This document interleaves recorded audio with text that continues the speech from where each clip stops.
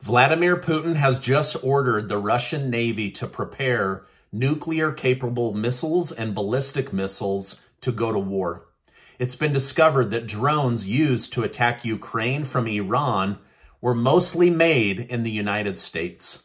Twitter dumps even more insane information on the public, and the White House is now begging the courts to keep Title 42 in place as migrants are expected to swarm the United States southern border.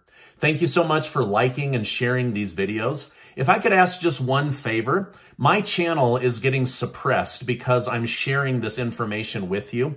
Would you mind liking and sharing and commenting on this video so that we can try to break past the YouTube algorithm? I've already contacted them and they're saying, we don't know what you're talking about, but the analytics show that they're absolutely suppressing my channel. The Twitter Files Part 8 has just been released. In this segment, investigative journalist Lee Fang details how Twitter aided the Department of Defense in psychological warfare campaigns against United States citizens, even though they testified under oath that this kind of stuff doesn't happen here in the States. Twitter specifically stated to Congress that state-backed information operations are typically associated with misleading, deceptive, and spammy behavior. Despite being publicly against the practice, Twitter agreed to provide priority service to government PsyOp accounts when they were asked. So basically, Twitter needed the money, old Twitter needed the money and succumbed to the pressure of the United States government. This priority service included being exempt from spam abuse regulation, so they could spam you as much as they wanted. They also were allowed to trend on the trending page more often than regular content. Now, these PsyOp operation accounts tweeted anti-Iran messages, promoted U.S.-backed wars and narratives against foreign countries, and then covered how successful the U.S. military was. These accounts used fake identities and deep fake technology at times to make profile images. Now, do you think that Twitter was wrong for aiding the U.S. government in this psychological warfare against American citizens? Do you think the federal government is wrong for tricking us and abusing us and basically doing psychological warfare against you and against me? Let me know your thoughts in the comments down below. Now, what's amazing to me is how often people lie under oath to Congress and then nothing happens. Like, literally nothing happens. You can lie to Congress and they don't do a thing about it. Now, it's insane. Like, it's coming out that they did psychological warfare on us in order to justify killing humans all over the world and using our taxpayers to fund the Pentagon and the Department of Defense. It's absolutely sickening what they've been doing. Democrat Senator Chuck Schumer stated that the $1.7 billion fiscal 2023 government funding package could be passed as soon as today. Schumer stated the Senate took the first step to passing this bill last night, voting 75-20 to begin debate. It seems that both parties are for passing this bill and avoiding a government shutdown. Republican Senate Minority Leader Mitch McConnell stated, if Senate Republicans controlled the chamber, we would have handled the appropriation process entirely different from top to bottom. But given the reality of where we stand today, senators have two options this week, just two. Give our armed forces the resources and certainty they need, or deny it to them.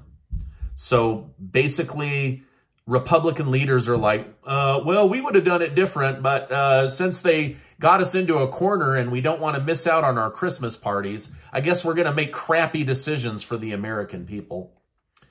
All right, now, Ukraine's President Zelensky has met with President Joe Biden.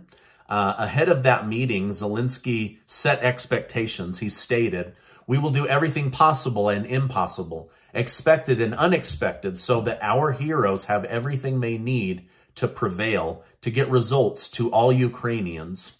Now, during this meeting, they said that we're going to give a bunch of money to Ukraine, a bunch of new weapons to Ukraine, and Zelensky gave President Biden a Medal of Honor for being such a great partner in the war against Russia.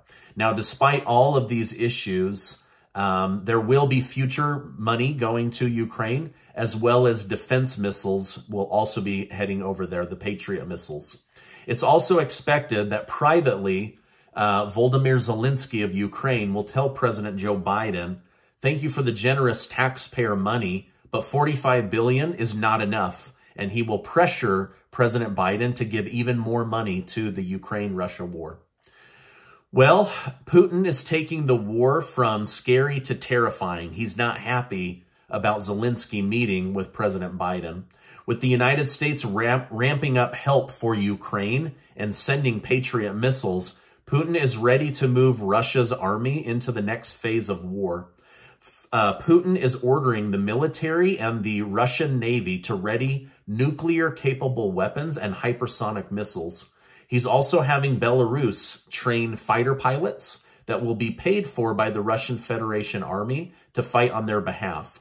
Putin also said that he will raise the military from 300,000 active members to 1.5 million, and they will put a blockade on the west part of Russia to block new NATO members in Finland and Sweden.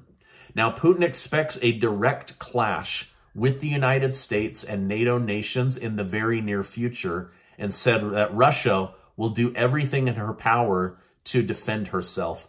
So, I mean, they're basically getting ready to ramp up with nuclear-capable weapons and hypersonic missiles that can go 3,000 to 4,000 miles an hour. They're almost impossible to defend yourself against.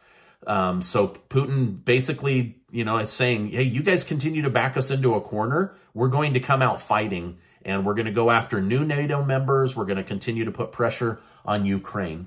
Now, Russia has already reacted by indicating that supplying the Patriot defense missile system to Ukraine, they are seeing that as an act of war. The Kremlin spokesperson stated, "Weapon supplies continue. The assortment of supplied weapons is expanding. All this, of course, leads to an aggravation of conflict and, in fact, does not bode well for Ukraine. Biden will likely provide Ukraine with the Patriot anti-air defense missile system, which is the most advanced system within the U.S. military. These missiles can target over 100 miles away and hit with very good accuracy at very high speeds. They're not as powerful as these hypersonic missiles that Putin has in the Russian army. But anyway, that's where we're at as we head into Christmas. This war is escalating.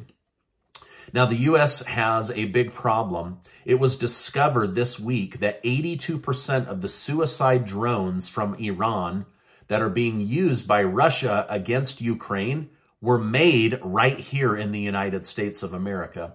An investigation has been launched. President Biden says all hands on deck to figure out why U.S. weapon makers are supplying war machine materials to Iran and to Russia. Seems like they've been supplying war material to both sides. What a trick, right? The White House has had to walk back more of President Biden's comments. Today, he said he is proud of Vice President Kamala Harris, but that she is a work in process. Now, let me just say that they are taking this as the president slamming her and belittling her, probably as he gets ready to announce that he will run for president again instead of letting her step up as the Democrat frontrunner. But either way, Kamala Harris's office is not very happy with calling the vice president of the United States a work in process. What do you think? Was that rude, or was that just him making a comment? I would not find that to be very encouraging if I was the second in command of one of the best nations on the planet. All right, now remember, the White House has been gaslighting all of us, saying there's no crisis at the southern border. Well, now the White House is flip-flopping big time, and they are saying we have no plan to deal with the excessive amount of people heading to the U.S. southern border once Title 42 is lifted.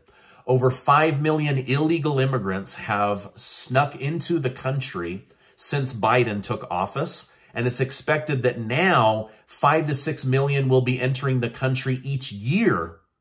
I mean, hundreds of thousands of people coming into the country unvetted every single month, and they have absolutely no plan for how to defend the country or deal with this level of people coming into the country. Even Democrat Mayor Adams of New York City is telling the city to brace for illegal immigrant impact. The city will be flooded with people, he said, that have no money and no jobs and limited government resources to help them. So they're worried about crime spiking, dealing with an excessive population of homelessness, kicking American homeless people out in order to put these people up in posh hotels and give them the food they need so that the federal government doesn't come down on the state and local government. It's a bad, bad situation. It's really going to come back to bite them in the butt, I believe. Now, it's official. Donald Trump's tax returns will be released. The House Ways and Means Committee voted to publicly release them yesterday. Democrats say they fought hard to get these tax returns so that they could investigate the former president and the IRS. They'd like to know how the IRS goes about auditing a sitting president. Reports seem to indicate that Trump's tax returns will be released to the public within a matter of days. I'll update you as soon as that information becomes public. Republican leaders responded by saying Democrats have just created a new political weapon using American citizens' taxes against them in the public eye. Now, a giant pallet of U.S. taxpayer money was just flown to Afghanistan to help with the humanitarian crisis left with the U.S. military's withdrawal. But how is the Taliban using all those pallets of U.S. taxpayer money? By making it illegal for girls and women to go to school and get an education. Women are now being removed from grade school, high school, and even university and told to stay home, find a husband, cook, and make babies. It's very, very sad to watch women's rights be erased so quickly. It's just horrible. Aren't you proud of how they spend our American taxpayer money? Sheesh. Now, this is my update for today. As I know more, I will definitely come on and share more with you. Casey and I have launched a new giveaway that's totally different going into 2023. We're giving early access, but it will be the January giveaway. 10 people are going to win a Zoom call with me to have me personally go over your financial situation and put together a get-out-of-debt plan that I will craft completely for free. And I will also give you $500 in cash to get you started on your path to financial freedom. I'll make sure to leave a link in the video description and also the pinned comment down below. Now, before you go, I want to remind you that you are amazing. I appreciate you stopping by today. Make sure to check out this super important video and get subscribed to the channel. Hey, I appreciate you so much, and I will see you on the next video.